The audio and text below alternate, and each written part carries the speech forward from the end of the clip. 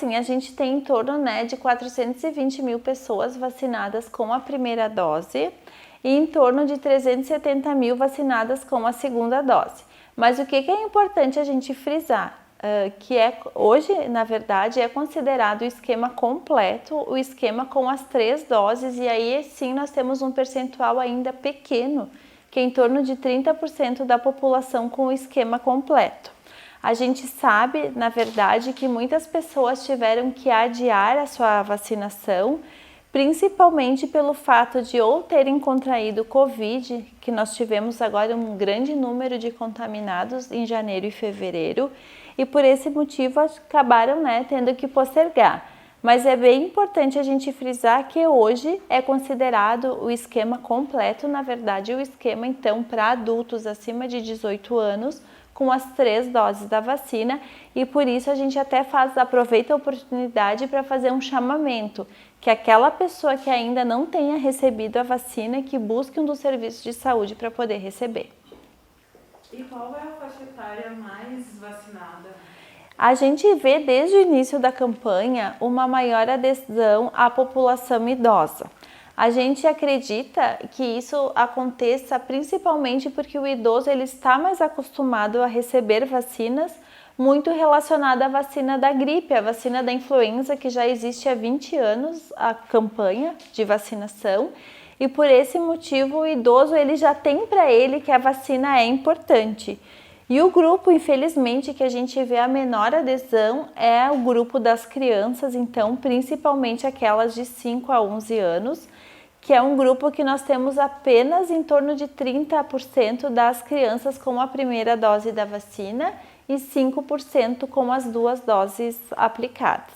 Eu ia perguntar isso das crianças, da aceitação, mas tu já falaste, né? Isso, a gente tem percebido uma baixa aceitação e isso não é só do município.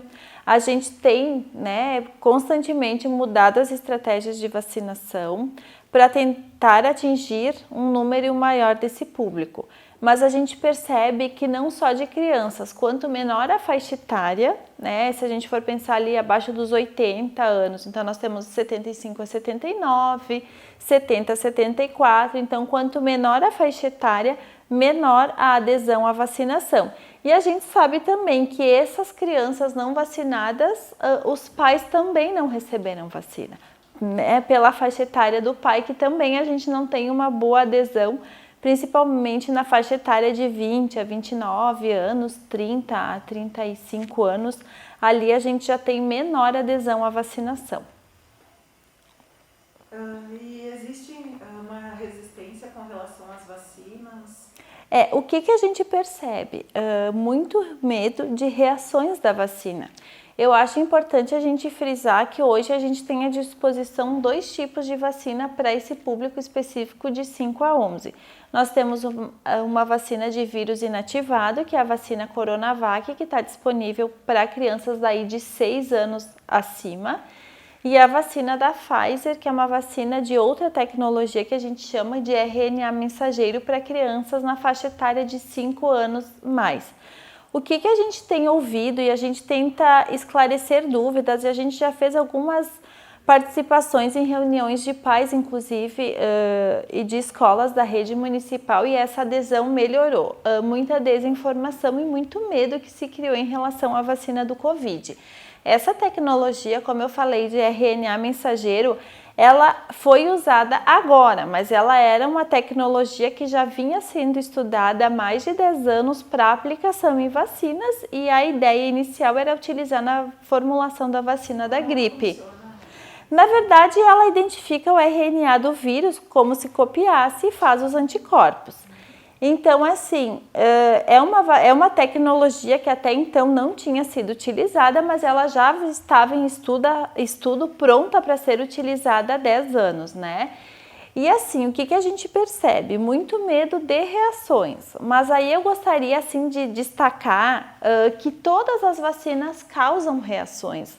Não é uma característica específica das vacinas do Covid.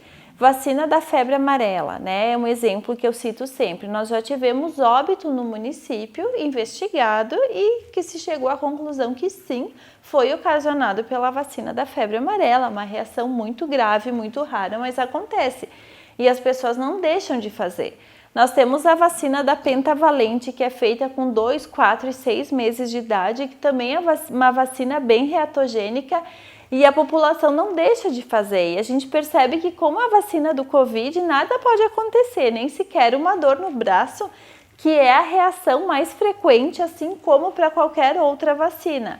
E a gente tem que sempre pensar nos benefícios, né, que essa vacinação traz.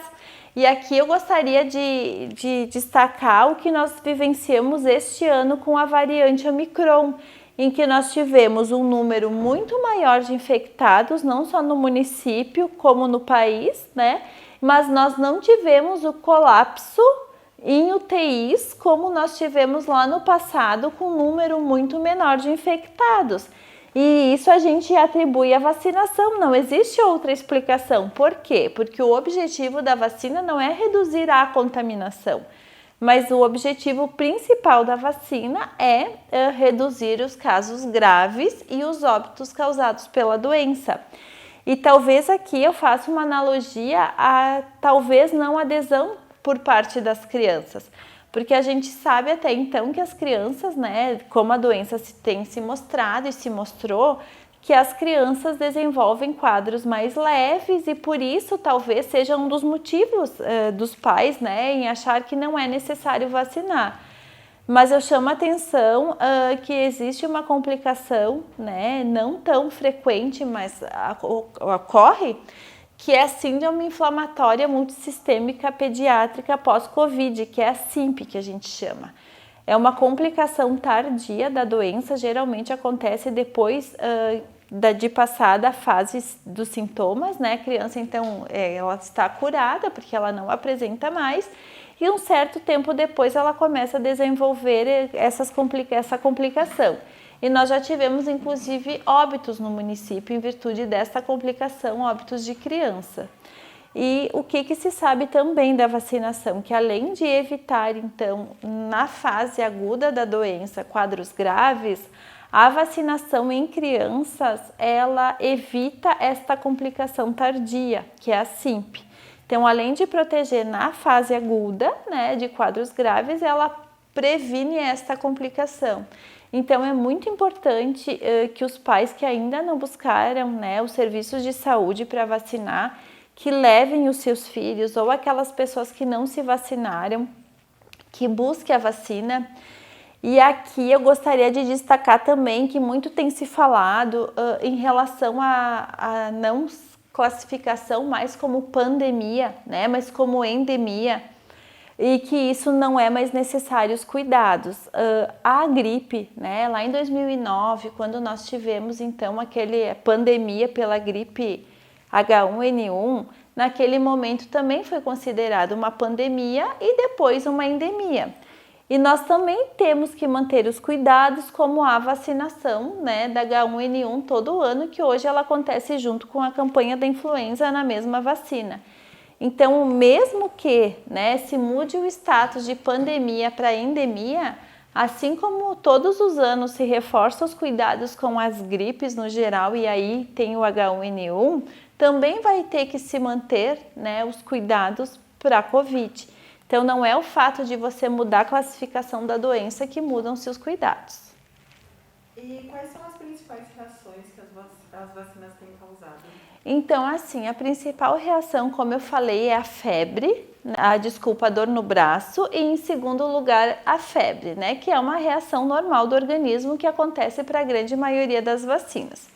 Existe uma outra reação que não é frequente, né? Que a gente não viu muitos casos, mas ela é relatada. É como se a criança tivesse um desmaio. Na verdade, não é uma reação à vacina do Covid. É a mesma reação do medo que a criança tem de tirar sangue, né? Medo que acontece com outras vacinas quando foi implantado no município.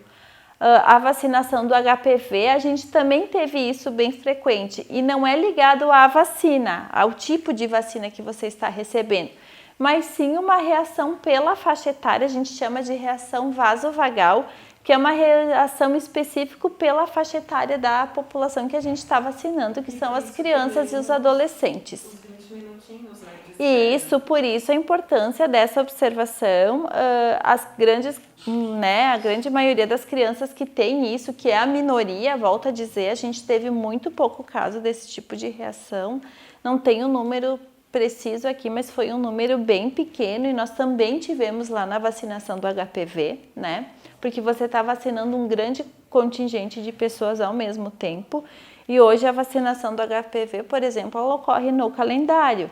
Então, tu tem um número menor de vacinados, ao mesmo tempo, tu tem um número menor da reação.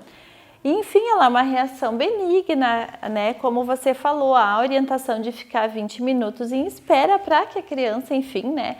E sempre no sentido de tranquilizar a criança, né? Porque é muito mais pela reação do organismo, enfim, do que pela reação da vacina específica. E tem resistência a algum laboratório? A gente percebe que sim, né? Infelizmente, a gente não deve escolher vacina. A gente sempre fala desde o início da campanha que a vacina boa é aquela que está disponível, é a vacina no braço. Mas a gente percebe sim, né, uma preferência dos pais por um determinado tipo de vacina, que é a vacina de vírus inativado. Mas é aquilo que eu falo, né? A gente, às vezes, o tempo de ter a vacina que tu escolhe é o tempo que tu venha se contaminar e, enfim, poder evoluir de uma forma grave. E das crianças é quanto tempo a primeira dose? Depende da vacina, né? Se é a vacina Coronavac, então o intervalo entre a primeira e a segunda dose são 28 dias.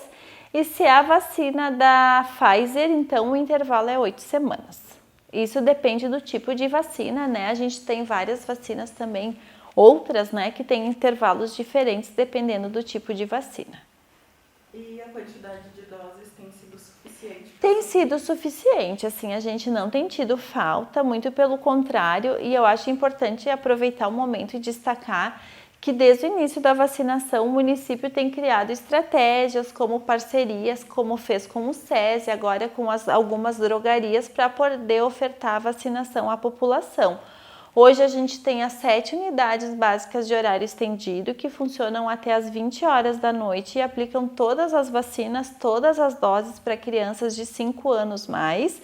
E nós temos também aos sábados e domingos uma rede de farmácias que aplica a vacina daí sim em adultos, como forma de poder oportunizar para aquela pessoa que trabalha, enfim, essa questão da vacinação. Só não é ofertada a vacinação de criança porque tu tem que ter uma estrutura para poder ficar os 20 minutos em observação. E a quarta dose?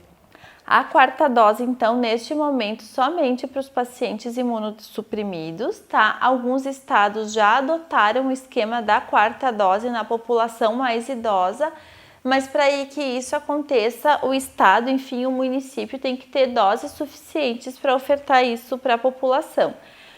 Eu acredito que isso venha acontecer aqui também no momento que o estado, né, enfim, tiver doses para que a gente possa ofertar.